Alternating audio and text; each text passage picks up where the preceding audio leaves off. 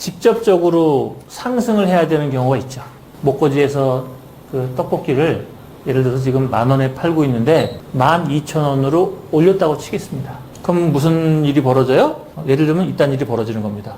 사람들은 돈 내는 걸 엄청 싫어해요. 세금에 대해서 얘기를 하죠. 세금 내는 거 싫어요. 뭐 이런 나쁜 땡땡 XX 세금 없다더니 정부가 거짓말 한 거냐. 뭐 돈 나가는 거를 엄청 싫어하는 거예요. 눈앞에서 돈 나가는 걸 되게 싫어하는 겁니다. 18년에 건국대학교 앞에 있는 목욕탕에서 1,000원을 올렸다가 이걸 바가지로 먹었어요. 더 심한 일이 있죠.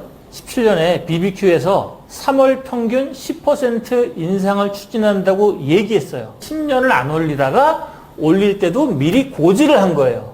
나 진짜 10년 동안 이렇게 안 했으니까 이 정도는 이해할 수 있겠지. 그랬더니 난리가 난 거예요. 이렇게 사람들은 변하지 않는 상태에서 가격 올리는 거를 싫어합니다. 근데 현대차, 삼성전자, LG전자 뭐 온갖 다른 기업들은 가격을 다 올리는데 아무 소리 없어. 이유는 뭐죠? 얘네들은 해마다 올려왔으니까. 이런 거를 센시타이제이션이라고 그래요. 센시타이제이션.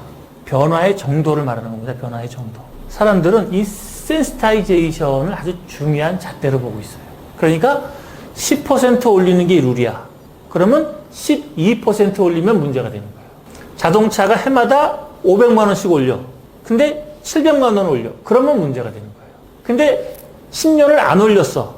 근데 10,000원을 올려. 그러면 문제가 되는 거예요. 그 사람은 그 앞에서 움직이지 않는 게 룰이에요. 변화량이 없는 게 룰이야. 저 사람은 10%만 올리는 게 룰이야. 저 사람은 20%만 올리는 게 룰이야. 여기에 변화가 생기는 거를 싫어하는 거예요. 그래서 평소에 무엇을 하느냐가 아주 중요한 겁니다. 그러니까 여러분들 괜히 착한 척 하시고 가격을 안 올리시잖아요. 그러면 여러분들은 가격을 안 올리는 것이 규칙이 됩니다. 그러면 사람들은 저 사람들은 가격을 올리지 않는구나. 이렇게 휴리스틱을 갖게 돼요.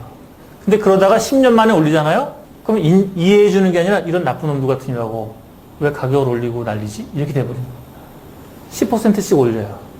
그럼 그 다음에 10% 올리면 아무 문제 없어요. 엄청 중요한 얘기를 해드린 겁니다. 그래서 이 시장에서는 옳고 그름에 대한 판단을 하는 것은 별로 필요가 없다. 그냥 이루어지고 있는 행동, 그것이 규칙이 되는 겁니다. 자, 겨우 10%의 상승인데 왜 이런 일이 벌어진다고요? 소비자들은 불에 데인 듯한 고통을 느끼기 때문에. 자, 그러니까 여기까지 하면 어떤 레슨을 얻을 수가 있죠? 그냥 제품의 변화를 주지 않고 가격을 그냥 올리면 여러분들의 고객은 불에 데인 듯한 고통을 느끼는 거예요.